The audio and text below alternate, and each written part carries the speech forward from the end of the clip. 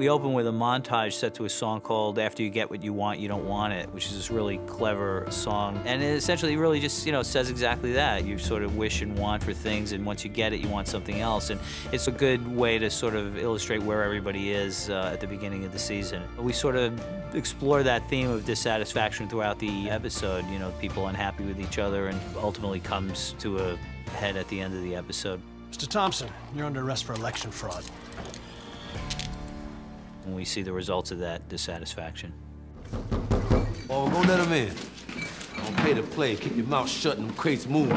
We knew we wanted to open the episode in a big way with a huge action sequence, which is always, a really great way to grab the audience. And we knew that the revenge from the Klan was something we were going to do, so we said, why not open with that? Purity, sobriety, and the white Christian's Jesus.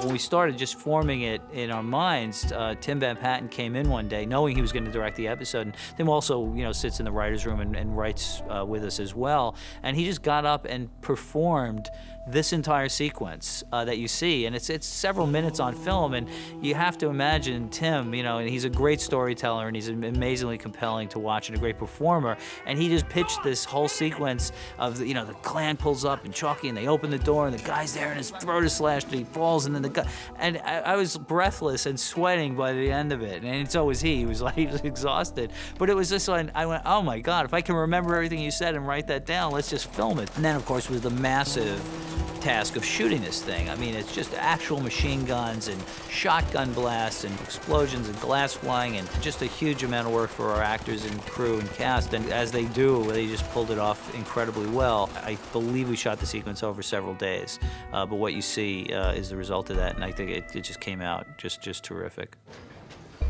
Have you any champagne? Whiskey, perhaps? We do, sir. Nelson. It's all right, dear.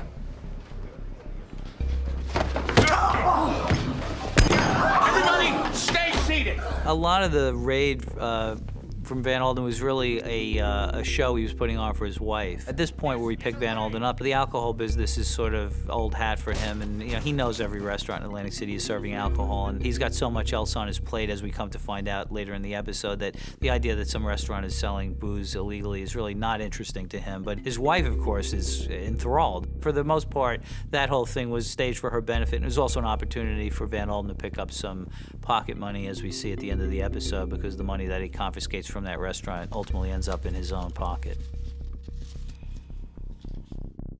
The scene on the porch at the Klan funeral is a really pivotal moment for Nucky and Jimmy. I think over the previous several months, there's been an estrangement between these two. And Nucky is savvy enough and knows Jimmy well enough to sense that something is going on, that Jimmy isn't quite happy. And also, the idea that, Jimmy sort of ran off and got married, and really that came out of the blue. And these are the kinds of things that he normally would have consulted Nucky about in the past. And suddenly there's this divide between the two of them. And Nucky is sensing that. Is there anything now that you want to say? What do you mean? Your father is a very duplicitous man.